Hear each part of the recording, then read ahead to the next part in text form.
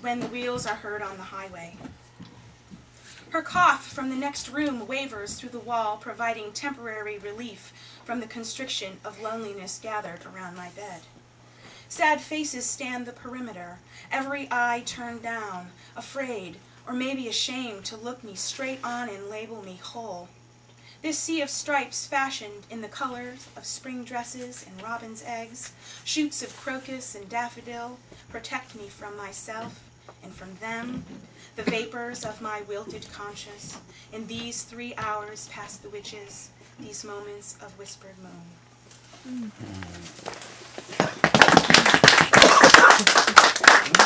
This next poem is called I Lose Things, and I had posted this one on Facebook, and this girl I went to high school with who had the most amazing voice. She's in a band called the Sim Redmond Band, and I just remember in high school just being in awe of her. She had the most lovely voice. She read this, and she's actually going to turn this poem into a song on her first solo album. So, yay, I'll be a rock star. It's called I Lose Things. I lose things when I work, time and brain cells and energy. I gain mass in the form of water as it pools and pounds around the ankles, only to lose it again in sleep, sweating out the night's demons onto cotton sheets worn smooth by my face, my body, his hands and wide shoulders. These fiends swim in the hushed blue of evening lakes and summer twilight, laughing at me on the shore, afraid to stick my toes in. I lose things in general, moments and a husband, a childhood that I try not to relive through my daughter, though I catch myself doing it anyway. I lose things like keys and papers and sunlight when they get tucked into pockets and thrown in the washer. I pull them out and pick the bits away from dark fibers, knowing it is a fruitless task. My life is full of those, it seems, though only from time to time. I lose things. I have lost things. I continue to lose more things like lines and words and opportunities to make a difference. But what is difference? It is more of the same, only stood on its head. I lose things when I work, like time and brain cells and energy.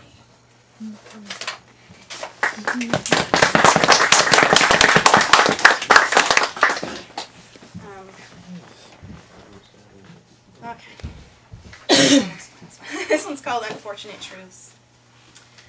I waited in line under the stigmata, tear-stained eyes tracing the wooden edges of Christ's wounds, and I wondered how I did not burst into flames crossing the threshold of the Immaculate Heart on Main Street. The line moved slowly, fingers dipping into blessed water and making crosses in the air, slow enough that I burned the angles of his bare wooden feet into my mind, the carpenter's crafting of a carpenter. This was a heaviness I had not planned to carry this year.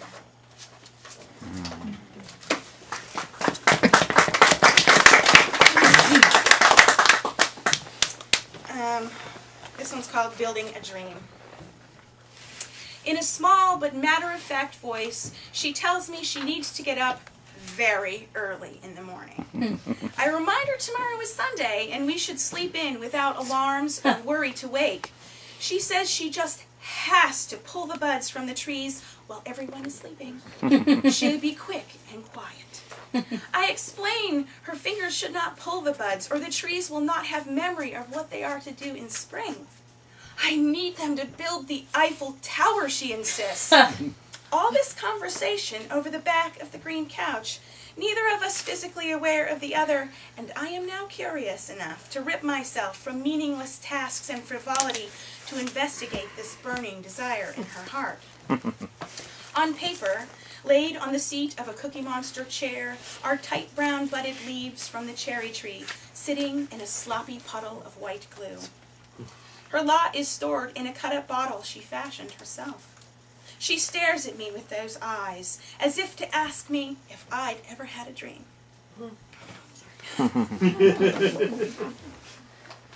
That's it?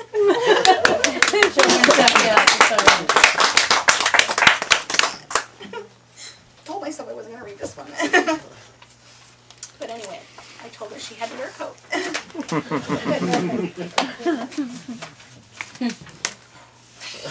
Water break. Water break.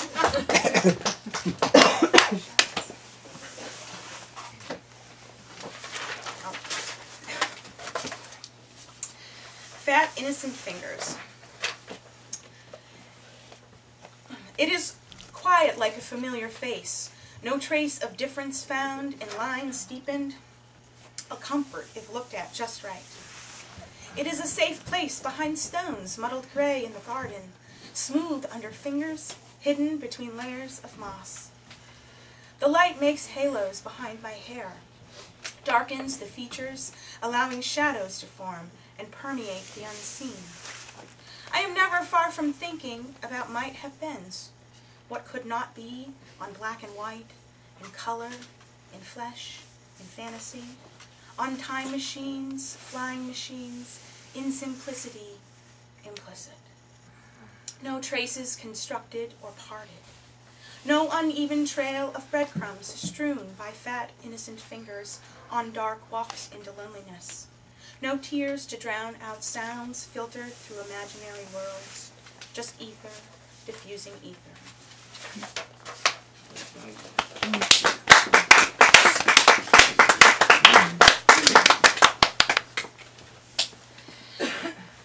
Two-dimensional ships set sail, and I'll just say Sue had the pleasure of, we went for a walk today, and I stop every 5 feet to take a picture of something. So this poem is sort of about that. Two-dimensional ships set sail. His impatience with me is sometimes notable as I wander off taking photographs, finding worlds around inanimate objects where he sees none. Our points of view sometimes drastically askew, his alive in the observation of the human condition, mine static in the imprints left behind by man and woman. The vestibule of our sights seen from above or below, and our ages dictate the equations between time and amassed energy. There is a pinched tone in his voice, biting tongue at me, always falling behind.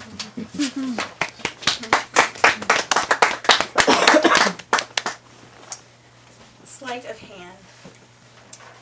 She gives you a bow tie fashioned in primary colors with rough edges and leaves the room. The door finds its familiar click and release when her small hand lets it go. On our stomachs, we watch the rain entertain the pavement.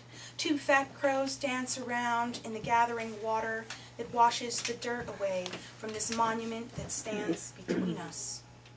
The smell of clean air touches you as a tiny hardened clay turns over in your fingers. The sweet gesture spreads like fire.